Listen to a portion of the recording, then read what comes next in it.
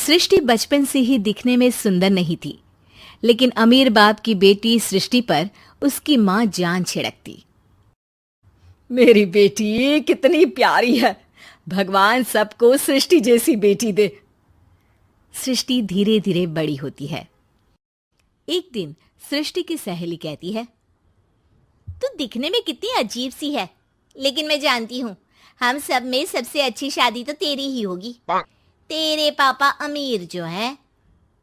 और बता नहीं सकते यार, दहेज तो हर कोई देता है, ये क्या ज्यादा ले जाएगी अपने पति के लिए? अरे बड़े शहर में कोठी है इसके पापा की। अरे पापा की है ना, कौन सी इसकी है? इसकी होती तब तो कोई भी लड़का इससे शादी कर लेता। अरे पापा की मतलब पापा की है तो मेरी ही है ना? किसने कहा? अब तेरी तो तब होगी ना जब तेरा भाई ना हो। वैसे भी शादी के बाद सारी प्रॉपर्टी भाई के नाम होती है। सृष्टि समझ जाती है कि उसे किसी भी हालत में माँ बाप की सारी प्रॉपर्टी को अपने नाम करना है, लेकिन कैसे? एक दिन सृष्टि का भाई शीनू कहता है, बहन क्या कर रही है? तुझसे एक बात करनी है। अरे हाँ हाँ करना, मैं तो तेरी बहन हूँ। बहन मेरी लाइफ में ना एक लड़की है, बहुत अच्छी है। मैं सोच रहा हूँ माँ और पापा से बात करूँ शादी के लिए। सृष्टि को समझ में आ जाता है कि भाई की शादी होते ही भाभी उसे एक दिन भी घर में बर्दाश्त नहीं करेगी। क्या बात है भाई, बताना कौन है वो? यार वो बहुत अच्छी लड़की है, पढ़ी लिखी है, मेरे साथ जॉब भी करती है।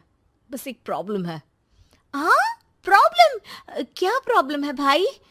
यार वो शादीशुदा है, लेकिन उसके पति ने उसे सिर्फ इसलिए छोड़ दिया क्योंकि उसके माँ बाप दहेज नहीं दे पाए।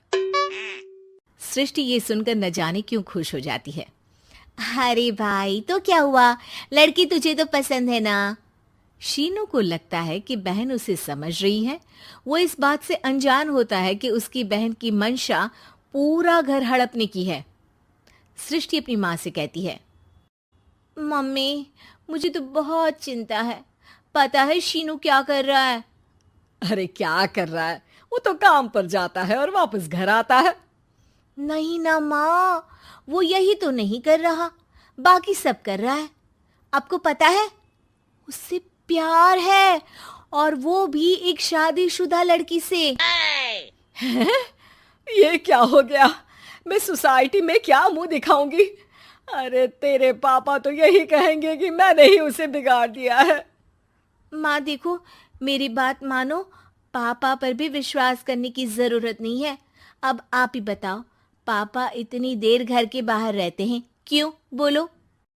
अरे बेटा वो तो नौकरी करते हैं ना।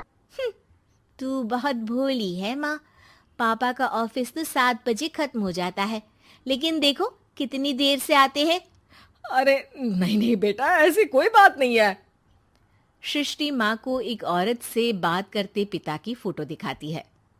देखो माँ कैसे हैं पापा, मैं ना कहती थी कि पापा सही नहीं है। मैं तेरे पापा से बात करूंगी, दे फोटो मुझे।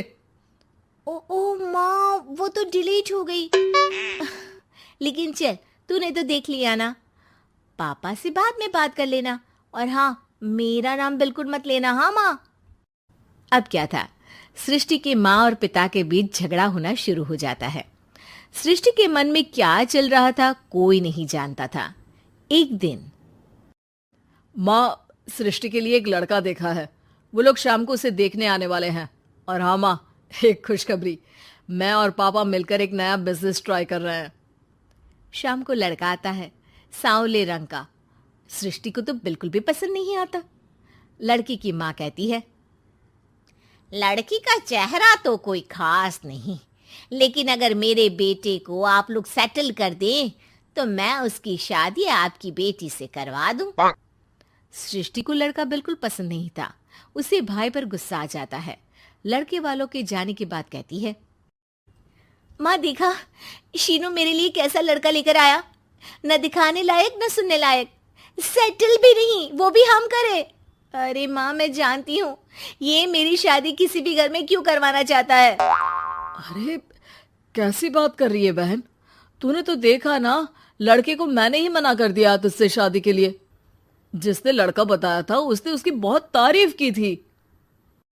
बात आई गई हो जाती है, लेकिन सृष्टि का मन शांत नहीं होता। क्या करूं, कुछ समझ में नहीं आ रहा।